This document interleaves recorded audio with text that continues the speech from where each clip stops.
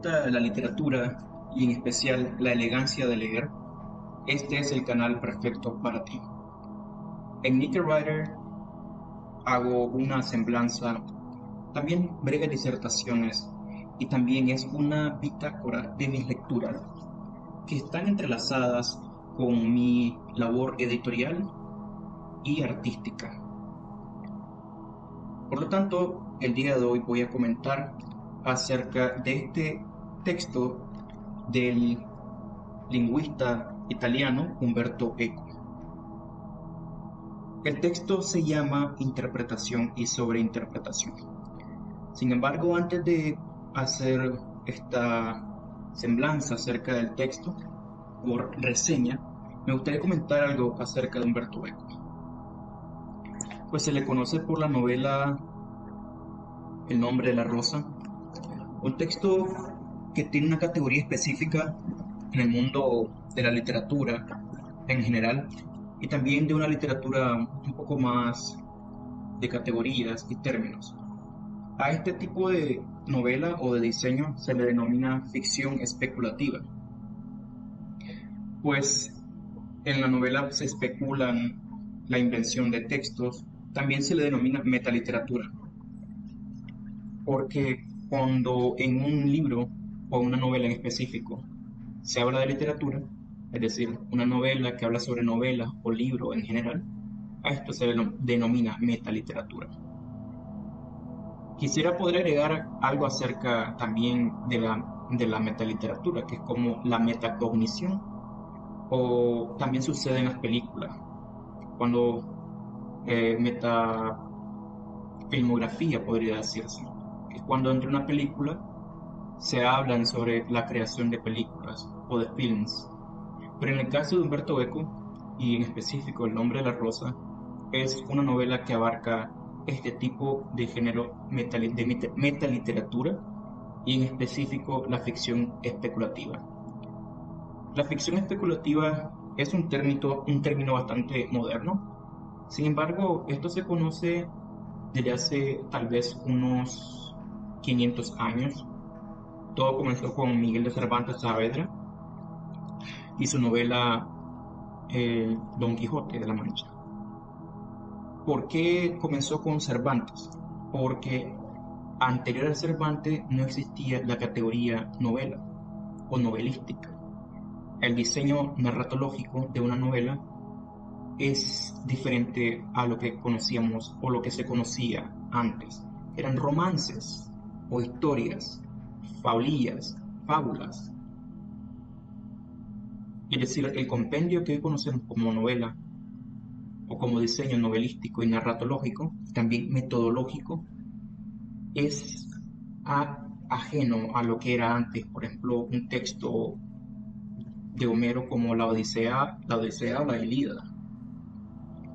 Entonces, en cuanto a Umberto Eco, que era un filólogo educado en Italia, en Europa, escribe este texto, Interpretación y Sobreinterpretación.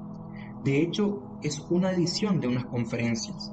En el prólogo se habla de que estas conferencias, en colaboración con el pragmatista Richard Rorty y otros, es una lectura y una edición de unas conferencias, como repito, que se dieron en Estados Unidos alrededor de 1978. Y esto fue promovido por Tanner. Era un filántropo que le gustaba apoyar este tipo de actividad académica, literaria, artística e intelectual. De tal manera que Umberto Eco en todo el texto explica esta actividad un poco compulsiva del lector, no solo del lector, sino del usuario que aspira a ser narrador, investigador o incluso escritor. Poco a poco esto, tal como lo menciona Umberto Eco, que en verdad sí se vuelve compulsivo y se vuelve metódico porque el lector empieza a encontrar patrones de lectura filológica. Es decir, al principio el joven lector lee por un entusiasmo o por un impulso de placer, pero un placer de encontrar en la literatura a sus héroes, a determinado autor que escribe determinada novela. Y es probable que lea diferentes novelas del mismo autor, cuentos, ensayos, aunque muy poco probable que lea ensayos. Eso sucede a una edad ya universitaria, académica. Pero poco a poco este factor de obsesión, de acuerdo a Humberto Eco, es por el acertijo que el cerebro descodifica en las palabras. Y sucede especialmente en el idioma nativo del usuario, porque el usuario tiene mayor capacidad de reconocer elementos figurativos, juegos de lenguajes, giros lingüísticos y demás temas que tienen categorías específicas dentro de la filología. En interpretación y sobreinterpretación, Humberto Eco y los demás autores también de la conferencia, por mencionar, dije a Richard Rorty, que es uno de los mayores representantes del pragmatismo. También tenemos a Jonathan Kuller y a Christine Brooke Rose y Stefan Polini. La traducción pertenece a Juan Gabriel López Gix. Me llama muchísimo la atención de que en la conferencia Humberto Eco tiene un tono satírico, por decirlo así. Está haciendo un juego con los que atienden a la conferencia, porque son temas que requieren alta especialidad en multidisciplinar. A esa edad, quiero decir, Humberto Eco ya tenía la capacidad multidisciplinar en cuanto a estudio lingüístico, de referirse a cualquier materia de una forma de alto grado, pues. Era un alto grado que sostenía mayor alcance o para una audiencia especializada también. De hecho, el libro apenas empecé a retomarlo poco a poco porque es denso. De hecho, hay una clara advertencia al inicio que es muy especialista. Al principio podría parecer como algo difícil de entender para alguien que no está en constante lectura. Probablemente no le encuentre placer o satisfacción, ni siquiera pues ver el título. Probablemente le provocaría rechazo, interpretación y sobreinterpretación. Estoy haciendo este análisis porque, de acuerdo a las necesidades del placer o del impulso del usuario, del lector, va a llevarlo a estos textos. Así, de manera cognitiva de neurociencia, el cerebro va a urgir este tipo de análisis para una mayor comprensión de lo que se quiere procesar de algún texto o de los textos en específico y en español. Con mucha mayor razón, cualquiera que quiera acceder a Humberto Eco tendría que tener una alta especialidad, y no solo a nivel científico, académico o escolar, sino una alta disposición al aprendizaje con una visión de investigación en cuanto a literatura o de filosofía en general o de cultura en general. Pero sí, la advertencia es bien clara: es de alta especialización y una materia que contiene elementos de categorías, términos que podrían confundir totalmente a un lector que apenas tiene acceso a algunas lecturas en su vida. Es decir, si está comenzando, y en especial en algunos países es más complicado acceder a este tipo de disposición literaria, podría denominarlo. Una disposición literaria, una disposición de lector, una voluntad también, se ejerce una voluntad férrea, disciplinaria, para encontrar estos elementos filológicos que mejoran la comprensión de los textos a un nivel o una comprensión científica. ¿Qué significa esto de una comprensión científica? En primer lugar, como lector en español y lector latinoamericano, al comenzar nos involucran en la lectura, en la secundaria, en la universidad, de manera sistemática para obtener una calificación. Sin embargo, la lectura por placer o por una búsqueda de encontrarse a uno mismo, como ya he explicado anteriormente, encontrarnos a nosotros mismos exactamente qué.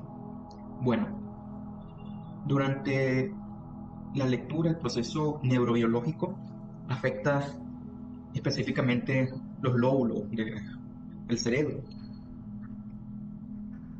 creando nuevas conexiones, reconectando neuronas que de manera innata están en el circuito neuronal, en las vías neuronales. Es como saber que están las herramientas, pero no las utilizamos. Pero una vez que hacemos la conexión de utilizar una herramienta, comienza a tener una mejor función en nuestro entendimiento de la realidad. Y así el cerebro va conectando ideas acerca de la realidad con la lectura o el ejercicio de la lectura hacia el exterior. Y además que este conocimiento de nosotros mismos nos crea una sanación corporal, orgánica. Estas conexiones neuronales también activan el sistema inmunológico, mejoran en muchos aspectos a nivel orgánico y despeja claramente estos síntomas de, como le llaman ahora, depresión, ansiedad. Ese es uno de los mayores beneficios pues, de la lectura. Claro, no lo recomendaría como Humberto Eco, a menos que uno se dedique a la labor o al oficio pedagógico, de investigador o científico. Más que todo acá en Heineken Writer me gusta hacer estas reflexiones, porque este no es una disertación total o completa, es una aglomeración o un brainstorming, como señalan, una lluvia de ideas que puede funcionarle a ustedes también como una estrategia para comprender lo que leen y compartirlo. Entonces, interpretación y sobreinterpretación es complejo porque habría que definir, por ejemplo, términos como semiótica o semiología. Tenemos otros autores que voy a ir comentando. De hecho, fui a hacer otra compra de recursos y elementos lingüísticos. Quiero adelantarles un poco. Conseguí este texto de curso de lingüística general de SOASUR. Es bastante mencionado en las materias de literatura hispánica o filología hispánica, incluso para universidades que estudian literatura, pero para dar clases. Hay unas materias, unas carreras que se especializan en esto. Literatura para dar clases en secundaria. Creo que sería un elemento importante porque he visto decadencias incluso en la secundaria, gente que conozco. No conocen textos de referencia, si los textos que nos brindan es compendios de fragmentos de relatos, ni siquiera de novelas. Y yo creo que es importante que al recomendar a un estudiante o a un grupo de lectura una novela, habría que recomendar el material teórico, teórico a nivel de lo más básico, que es la gramática, que es la ortografía, que es la filología. Es decir, el lector o el estudiante debería tener una referencia bibliotecaria, casi a nivel de biblioteca, eh, en su catálogo mental de ideas y conceptos. Debería hacerse una auditoría exhaustiva, como señala nuestro autor nicaragüense Ernesto Mejía Sánchez, que debemos tener en nuestra mente un inventario de estos conceptos básicos, esenciales y fundamentales para poder interpretar de manera correcta una novela.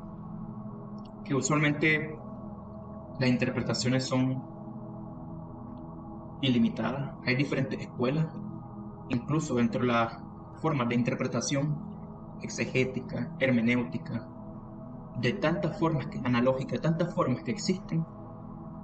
Hay diferentes escuelas para abordar la hermenéutica, por ejemplo. Entonces debemos procurar el estudio sistemático y metódico de la literatura en general. Abordar la poesía como si fuera no es como si fuera, es como tal como es. Como si fuera una partitura. La partitura de Bach, de Mozart. Para poder comprender y enriquecernos. Y esto quiero llegar a este punto. Enriquecernos los sentidos. Los sentidos están ahí también, son la herramienta principal, que están en nivel cero. Cuando vamos adquiriendo, es decir, nuestro cerebro va haciendo conexiones con el arte, va creando mayores niveles, va subiendo. Las fibras sensibles que recorren las venas de nuestros brazos, de nuestra espalda, de nuestras piernas, de nuestros pies, van a empezar a sentir los diálogos, las conversaciones de los libros, de los autores, de los escenarios, de los poemas.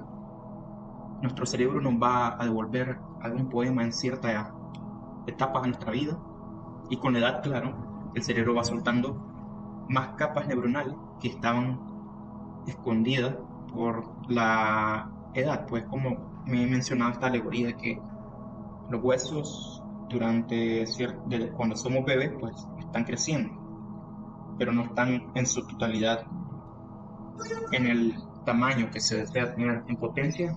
Van a llegar de acuerdo a la predisposición genética a cierto estándar de medidas. Así funciona el cerebro, aunque un poco diferente. Pues el cerebro va a ir evolucionando, adaptándose de acuerdo al contenido, además de las capacidades en potencia que ya son innatas, como razonar, comprender, conocer e interpretar. Cada sujeto podría tener una variable, es decir, si haríamos un estudio algebraico. 5 sujetos que leen 5 autores diferentes, ya ahí podría darse una idea de cómo es el análisis sociológico de la lectura, o antropología social, o psicosociología de la lectura.